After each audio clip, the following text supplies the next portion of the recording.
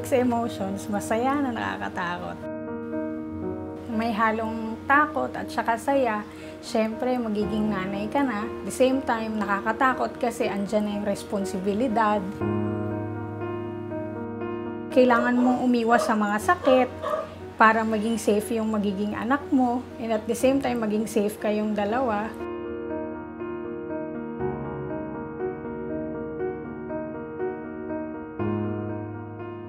Kailangan meron kang sapat na pera para makapanganak ka sa magandang ospital na may magandang facilities. Hindi safe kung wala kang pera.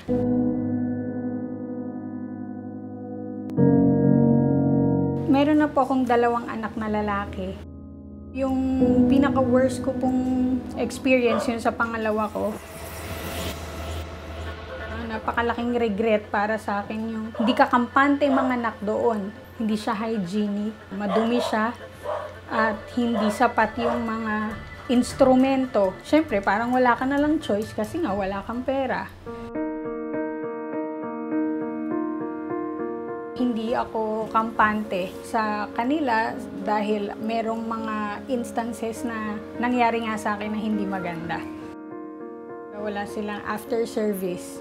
Basta pag ako nakapanganak na sa kanila, wala na.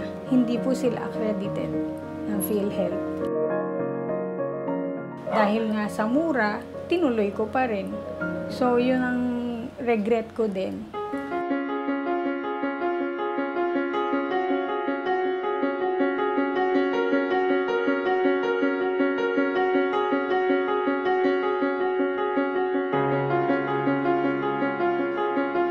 Napakataas ng mortality natin, hindi lang sa infant, kundi pati na rin sa maternal mortality. Ang safe birth ay isa sa mga pinakamabuting paanakan dahil unang-una ito ay isang accredited na lying-in. Pangalawa, ang mga andito na midwives at nurses ay licensed professionals.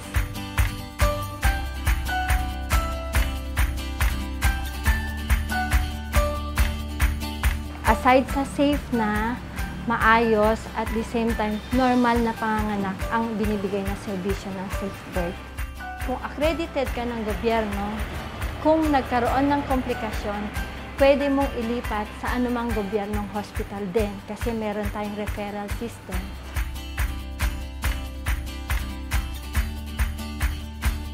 Kung hindi maayos ang kanyang pagpapacheck up sa kanyang unang buwan ng kanyang pagbubuntis, pwedeng ang kanyang dinadala ay magka-problema, katulad ng mga congenital anomalies or pag nanganak siya, maliit ang kanyang baby. Kung hindi sa accredited, marami ang risk or yung mag-handle sa kanya ay hindi licensed midwives or nurse. Maraming mga komplikasyon ng panganganak. Pwede siyang duguin, pwedeng hindi mag-progress ang labor, at kung hindi mag-progress ang labor, hindi ma-monitor ang heartbeat ni baby, pwedeng mamatay si baby sa loob. Napakahalaga po na mabantayan naming mga midwife ang pagbubuntis ng mga nanay para alam po namin yung normal at hindi normal sa kanilang pagbubuntis.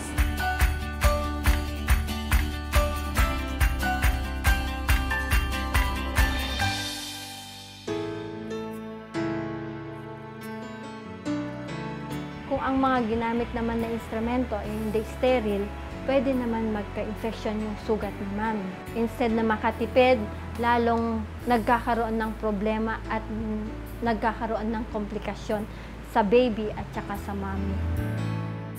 Lalong mapapagastos at lalong magkakaroon ng komplikasyon at posibleng ang pwedeng may mangyari sa baby. Mas panatag pa po dito sa safe birth. Maayos po yung alaga nila sa amin. Pangalawa ko na pong baby dito.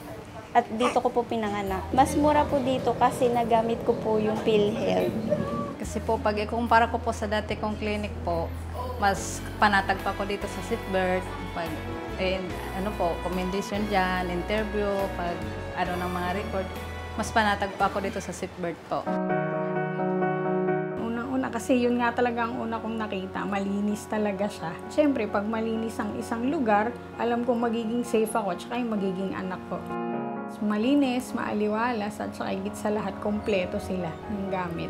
Yung kanilang mga nurses, accommodating sila, yon gumaan ang loob ko sa kanila talaga. Marami silang option na gumaan ang loob ko at napanatag ako. Para sa akin na isang nanay na nasa middle class, affordable, and then PhilHealth accredited pa siya. Mas tiwala ako sa kanila.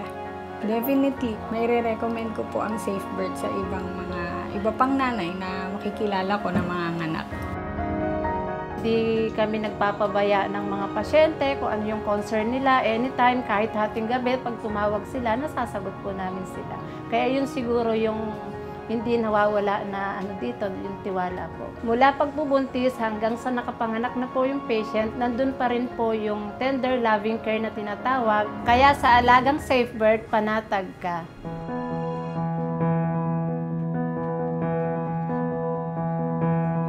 Pagkatapos ko pong manganak, napatunayan ko po na mas okay talaga ang SafeBird sapagkat hindi po nila ako pinabayaan. Nagpadala po sila sa akin ng written procedure kung paano iinumin yung mga gamot, yung tamang pag-breastfeed. So, lahat po yun ay pinaalala nila sa akin at hindi po nila ako pinabayaan pati yung aking anak.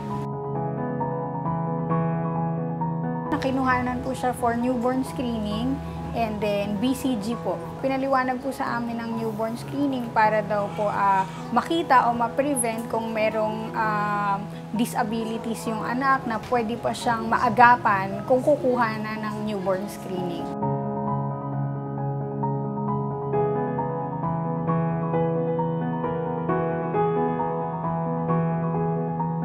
Tumawag po sila after 1 week sa akin about sa follow-up check-up and then yung postpartum na check-up, pati po yung OB tumatawag din sa akin, so hindi po nila ako pinabayaan. Mas panatag po ako ngayon dahil alam kong safe ako sa SafeBird.